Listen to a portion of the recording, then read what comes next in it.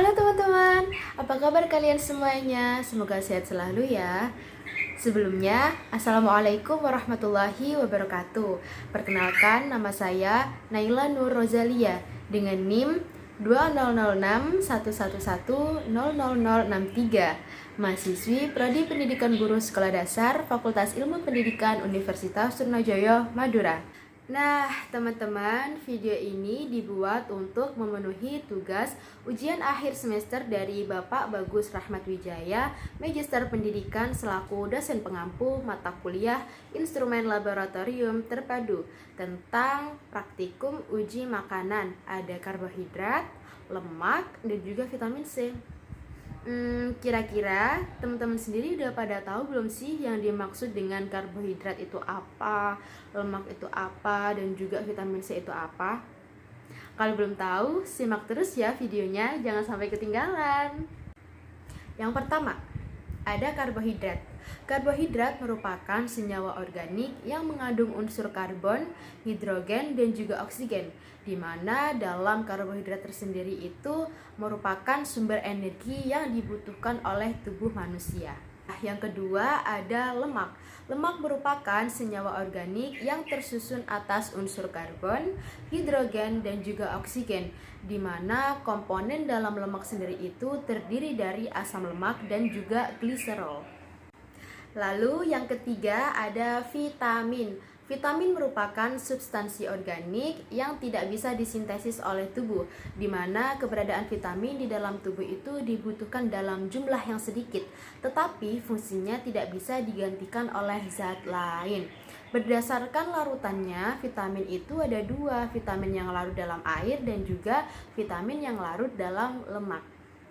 Baik teman-teman, karena kita sudah mengetahui definisi dari karbohidrat, lemak, dan juga vitamin C, supaya kita lebih paham dan juga mengetahui bahan makanan atau makanan manakah yang mengandung karbohidrat, lemak, dan juga vitamin C, kita langsung saja buktikan dengan praktikum berikutnya. Yang pertama, uji karbohidrat. 1. Siapkan alat dan bahan terlebih dahulu. Air, betadin, dan sendok. Selanjutnya, nasi, kentang, tepung terigu, roti, minuman instan, margarin, tomat, dan gula. 2. Haluskan semua bahan makanan yang akan diuji. 3. Beri sedikit air lalu aduk dengan rata. 4. Teteskan 2-3 betadin pada bahan makanan, lalu tunggu beberapa menit dan lihat perubahannya. Dari beberapa bahan makanan yang telah ditetesi oleh betadin telah mengalami perubahan, seperti nasi, kentang, tepung terigu, dan roti mengalami perubahan warna menjadi hitam. Lalu pada minuman instan, margarin, tomat, dan air gula sama-sama mengalami perubahan warna menjadi coklat atau merah kebataan. Berdasarkan hasil uji dari beberapa bahan makanan terkait yang mengandung karbohidrat atau tidaknya, bisa saya ambil kesimpulan bahwasanya bahan makanan yang mengandung karbohidrat ada nasi, roti, tepung terigu, dan juga kentang. Bagaimana bisa langsung disimpulkan seperti itu?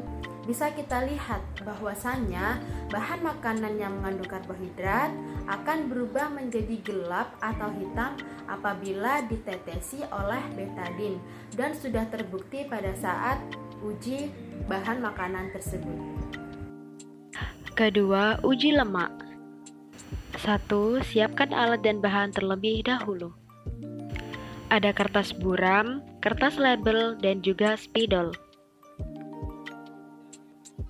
Selanjutnya, putih telur, tepung terigu, minyak goreng, kuning telur, margarin cair, roti, dan juga air gula. 2. Beri label pada masing-masing kertas buram. 3. Usapkan bahan makanan pada kertas buram dan tunggu beberapa menit, lalu lihat perubahannya. Dari hasil uji bahan makanan terhadap kertas buram, bisa kita lihat bahwasanya putih telur, margarin cair, kuning telur, dan minyak goreng mengalami perubahan menjadi transparan. Sedangkan pada ari gula, tepung terigu, dan roti tidak mengalami perubahan apapun. Berdasarkan hasil uji dari beberapa bahan yang digunakan untuk uji lemak, bisa saya ambil kesimpulan bahwasannya bahan makanan yang mengandung lemak adalah minyak, margarin cair, putih telur, dan kuning telur. Bagaimana bisa diambil kesimpulan seperti itu? Berdasarkan yang saya uji, bahan makanan yang mengandung lemak akan berubah menjadi transparan apabila diusapkan dalam kertas buram. Dari 4 bahan makanan tersebut, mereka semua berubah menjadi transparan saat diusapkan ke kertas buram dan ditunggu beberapa menit.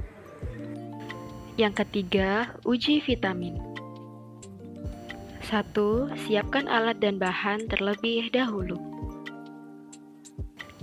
Air, betadin, sendok, dan gelas. Selanjutnya tomat, lemon, jeruk nipis, vitamin, dan wortel. 2. Peras atau haluskan bahan makanan dan ambil sarinya. 3. Siapkan gelas berisi air 5 ml dan 10 kali tetesan betadin. Teteskan sari makanan pada larutan betadin sesuai dengan label masing-masing. Dari uji coba yang dilakukan telah menunjukkan bahwasanya larutan betadin akan berubah warna menjadi jernih apabila ditetesi oleh vitamin, jeruk nipis, lemon, dan juga tomat. Pada wortel, larutan betadin berubah menjadi warna larutan wortel itu sendiri.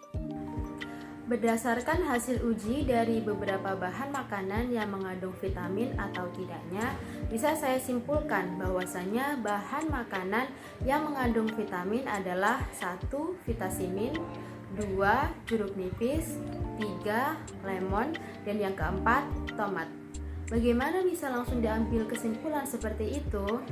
Dari hasil uji coba saya terkait bahan makanan yang mengandung vitamin atau tidaknya, bisa kita lihat dalam gelas yang berisi larutan betadin akan berubah warna menjadi jernih apabila ditetesi oleh bahan makanan tersebut. Seperti pada vitamin, membutuhkan 20 tetes supaya bisa jernih. Pada tomat membutuhkan 80 tetes supaya bisa jernih. Pada jeruk nipis membutuhkan 50 tetes supaya bisa menjadi jernih, dan pada lemon membutuhkan 150 tetes supaya menjadi jernih. Baik teman-teman, itu tadi adalah cuplikan video mengenai praktikum uji makanan terkait karbohidrat, lemak, dan juga vitamin C. Nah, praktik sederhana ini bisa juga loh dilakukan oleh teman-teman semua yang ada di rumah. Semoga berhasil dan video ini bisa bermanfaat untuk teman-teman yang ada di rumah. Sebelum saya mengakhiri video ini, saya ucapkan terima kasih kepada Bapak Bagus Rahmat Wijaya yang sudah memberikan kesempatan kepada saya melakukan praktikum uji makanan terkait karbohidrat, lemak, dan juga vitamin C ini. Akhirul kalam, mohon maaf apabila ada kurang lebihnya karena saya manusia biasa dan kesempurnaan itu hanya milik Allah. Wassalamualaikum warahmatullahi wabarakatuh. Sampai jumpa.